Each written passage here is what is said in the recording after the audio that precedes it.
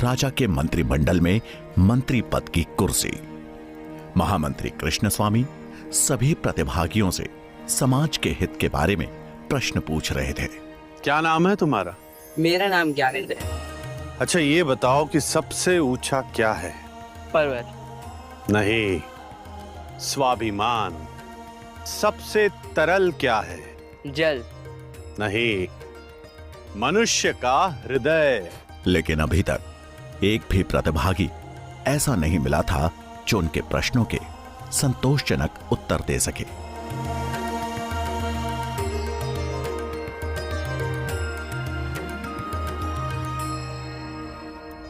अपना परिचय दो।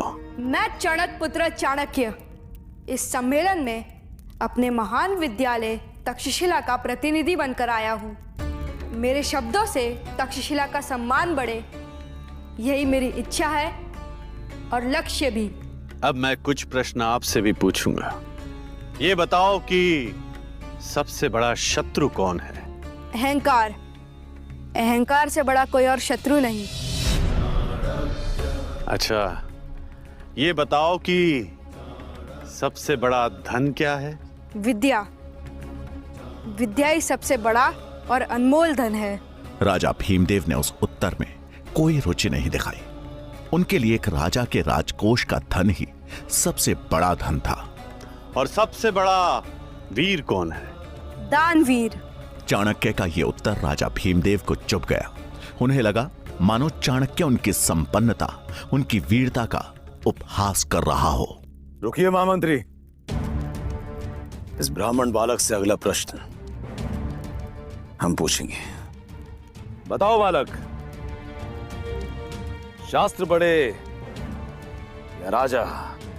महाराज की जय हो। शास्त्र ही साम्राज्य की नींव रखते हैं और साम्राज्य राजा की, इसलिए सबसे पहले शास्त्र। तू अपनी सीमाएं भूल रहा बालक।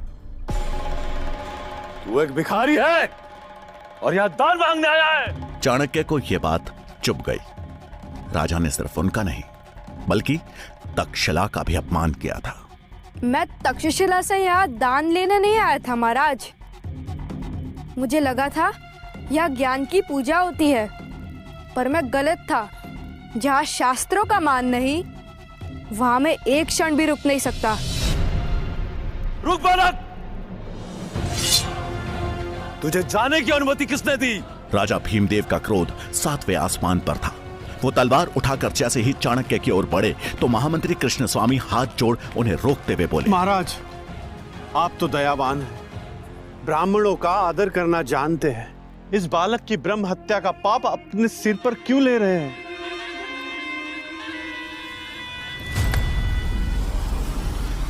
और एक बात गांठ बांध लो, अगर यही आचरण रहा तो जिस शिखा का तुम दम भर रहे हो ना, एक दिन ना तो वो रहेगी और ना ही उस शिखा को धारण करने वाला शीश।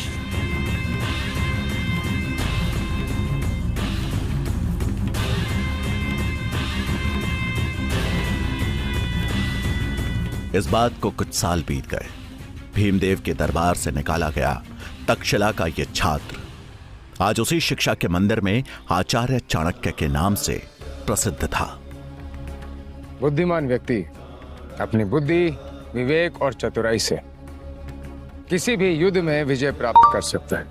शत्रु चाहे जितना भी शक्तिशाली क्यों ना हो, साहस, संयम और बुद्धि से जीवन में किसी भी युद्ध पे विजय प्राप्ति की जा सकती है।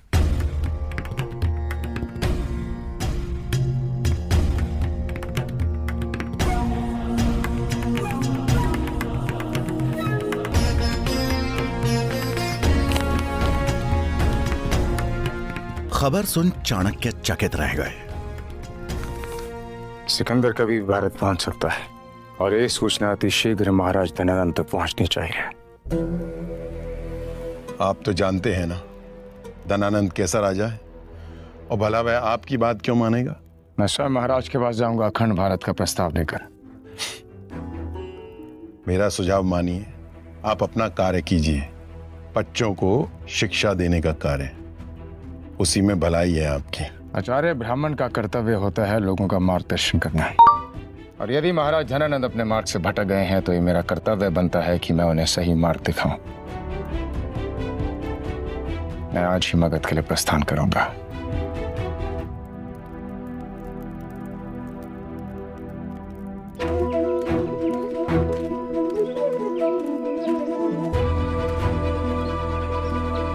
चाणक्य तक्षशिला से मगध के लिए निकल पड़े और 5 दिन का लंबा सफर तय कर पहुंच गए मगध की राजधानी पाटलिपुत्र।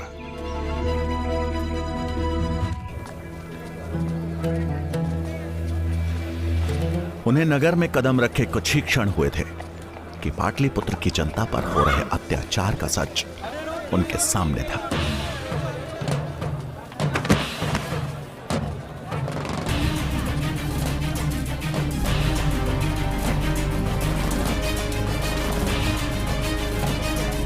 नगर के चौराहे पर कुछ सैनिक फांसी के फंदे से लटकते मृत शवों को नीचे उतार रहे थे।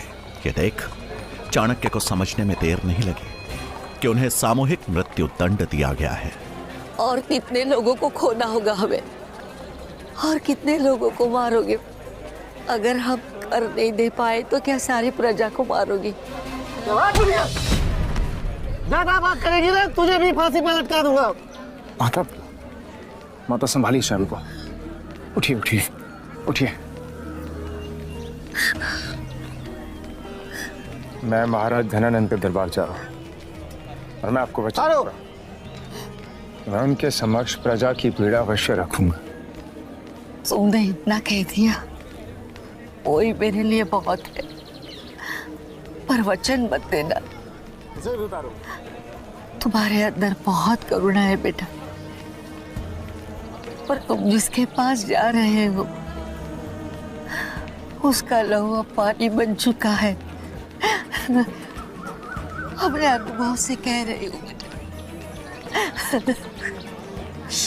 तुम्हें देने के लिए मेरे पास अगर कुछ है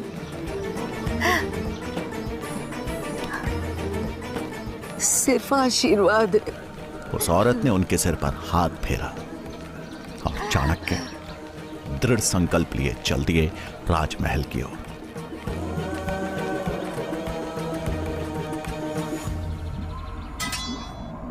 आप कौन हैं? तक्षशिला का आचार्य चाणक्य हूँ। एक महत्वपूर्ण कारण हेतु मेरा महाराज धनानंद से मिलना अत्यंत आवश्यक है। महाराज अभी व्यस्त हैं, आप यहाँ प्रतीक्षा करिए, मैं अभी महाराज को संदेश भिजवाता हूँ।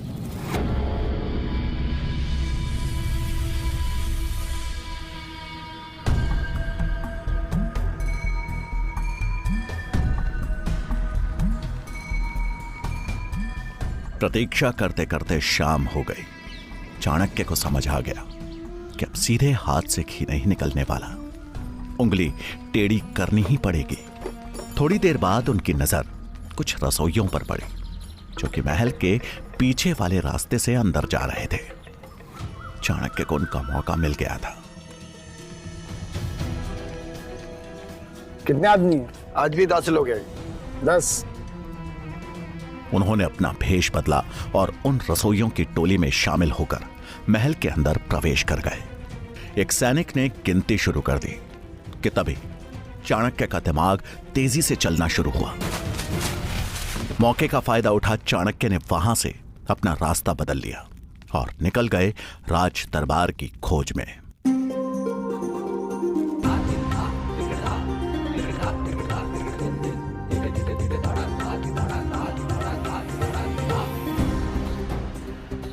वो एक जगह रुक वापस अपने भेष में आए और कुछ ही देर में वो राज दरबार के अंदर थे।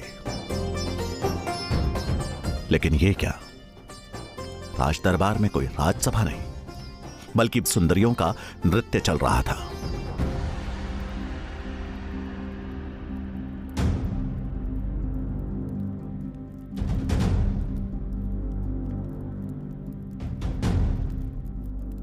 कौन हो तुम और अंदर कैसे आए? प्रणाम महाराज, मैं तक्षशिला का आचार्य चाणक्य हूं। प्रणाम आचार्य। और ऐसी क्या वजह रही कि आप बिना आग के अंदर आ गए? अब जब अंदर आने का साहस दिखा ही दिया है तो बताइए क्या कार्य है? महाराज गांधार के राजा अंबी ने मैसेडोनिया के सम्राट सिकंदर के समक्ष आत्मसमर्पण कर दिया। अब सिकंदर कभी भी भारत पहुंच सकता है। हमें देश की रक्षा करनी होगी और उसके लिए हमें अखंड भारत का निर्माण करना होगा।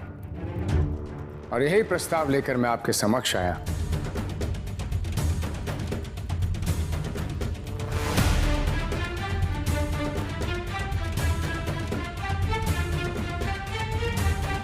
अपने घुटने पर बैठो।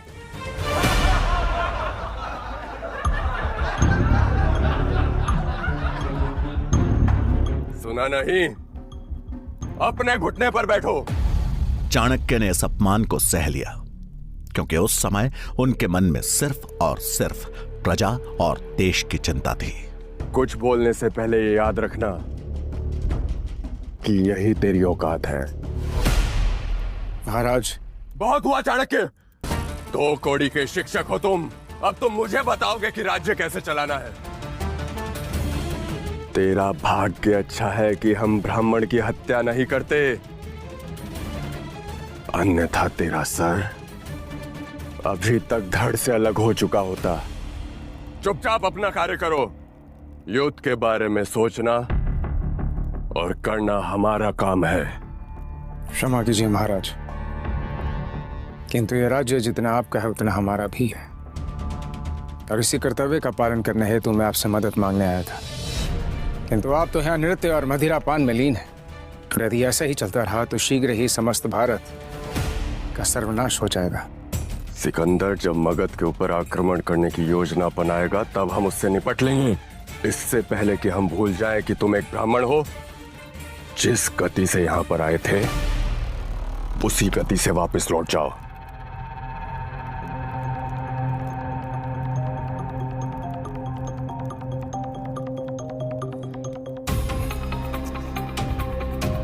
मैं तो चला जाऊंगा महाराज, किंतु एक राजा का कर्तव्य होता है निर्बल की रक्षा करना, ना कि उस पर अत्याचार करना।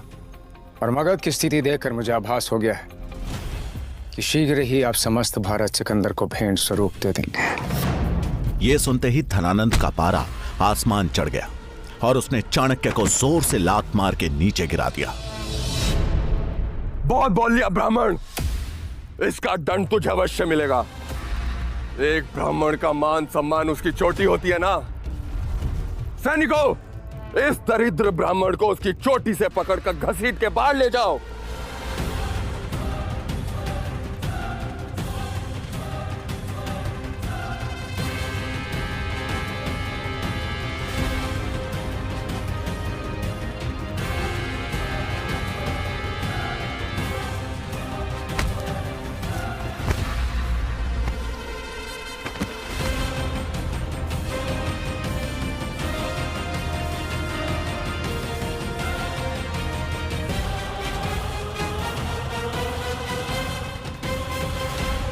भूल होगी मुझसे कि तुझ जैसे पापी से मैं इस देश को बचाने की उम्मीद रख बैठा।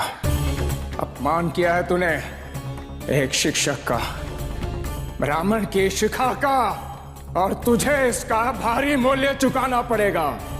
मैं चाणक्य पुत्र चाणक्य, तक्षशिला का आचार्य, धरती और आकाश समेत 10 दिशाओं को साक्षी मानकर आज ये प्रण लेता हूं, जब तक तेरे और तेरे नंद वंश का समूल नाश नहीं कर देता, जब तक इस राज सिंहासन पे किसी योग्य राजा को नहीं बिठा देता,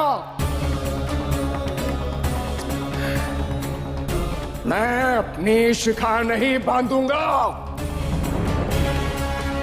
आचार्य चाणक्य की यह प्रतिज्ञा नंद वंश के विनाश और अखंड भारत के निर्माण की घोषणा थी, जिसे सुन सब सन्न रह गए और चाणक्य बिना पीछे मुड़े वहां से निकल गए। सैनिकों, यदि ये ब्राह्मण भविष्य में इस राज्य के आसपास कहीं भी नजर आए तो इसका सर धड़ से अलग कर बीच बाजार में लटका दिया जाए। धनानंद से मिले अपमान के बाद चाणक्य ने उसी दिन मगध छोड़ दिया और अब आचार्य चाणक्य के जीवन का एक ही लक्ष्य था, एक ऐसे राजा को चुनना जो धनानंद की राजगद्दी छीन सके।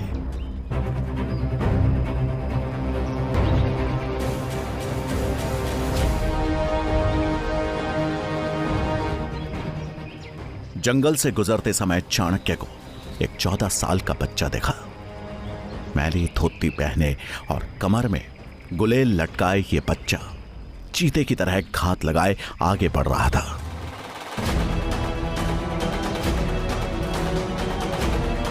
कुछ दूर पीछे चलने के बाद चाणक्य ने देखा कि वो बालक जिन दो लोगों का पीछा कर रहा है वो भी एक अकेले जा रहे यात्री का पीछा कर रहे हैं।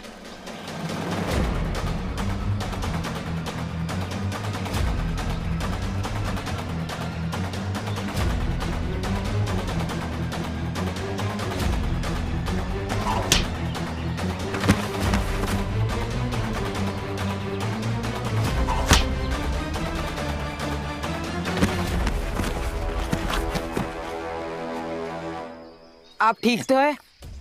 आपको चोट तो नहीं आई? तुमने आज मुझे सही समय पे बचा लिया, नहीं तो ये लोग तो मेरी जान ही ले लेते। अरे नहीं, ये लोग आपकी जान नहीं लेते, केवल आपको लूटकर यहाँ से चले जाते हैं। परंतु अब आप सुरक्षित हैं, आप यहाँ से जा सकते हैं। धन्यवाद।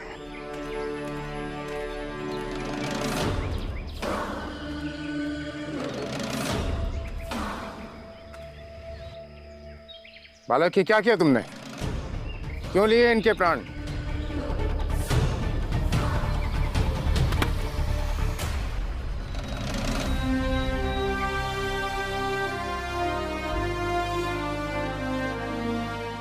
ये दोनों लुटेरे हैं और अक्सर चाकू की नोक पे यात्रियों को लूट लेते हैं। अगर आज मैं इन्हें नहीं मारता तो उन यात्री के साथ हादसा हो सकता था। परंतु अब चिंता मत कीजिए, ये दोनों कुछ समय बाद उठ जाएंगे और तब तक वो यात्री भी कहीं दूर निकल चुके होंगे। तुम इतने विश्वास से कैसे कह सकते हो कि इन्हें कुछ नहीं हुआ? क्योंकि मैंने उन्हें एक ऐसी जगह मारा है जहाँ पे वो केवल मूर्छित हुए हैं, उन्हें चोट नहीं आई है। ये दोनों भी अपनी परिस्थितियों से विवश है, परंतु इसका मतलब ये तो नहीं कि चोरी करे। मेरे लिए वो यात्री और ये दोनों चोर एक समान है।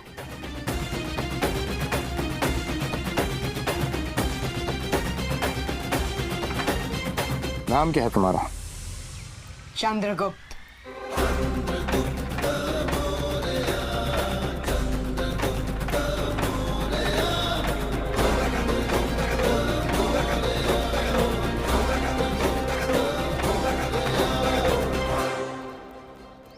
इस बालक में मुझे मगध का भविष्य दिखाई दे रहा है। एक राजा में दया और वीरता का संतुलन होना चाहिए। धनानंद, तूने अपने अहंकार में मगध की इस पावन मिट्टी को भी कलंकित कर दिया है और अब इस कलंक को मिटाने की प्रक्रिया आरंभ होती है। अधिक समय नहीं है तेरे पास, शीघ्र ही तेरे रक्त से मगध की इस पावन धरती को सिंचित किया जाएगा। आज मेरी खोज समाप्त होती है। मिल गया मुझे मगध का भविष्य, मगध का भावी सम्राट। मगध के राज सिंहासन पे चंद्रगुप्त बैठेगा और उससे उस सिंहासन तक मैं पहुंचाऊंगा। क्या योजना बना रहे थे आचार्य चाणक्य? जानने के लिए देखिए अगला एपिसोड। चंद्रगुप्त ने चाणक्य की बहुत बड़ी चिंता दूर कर दी थी। धनानंद के द्वारा मिले अपमान का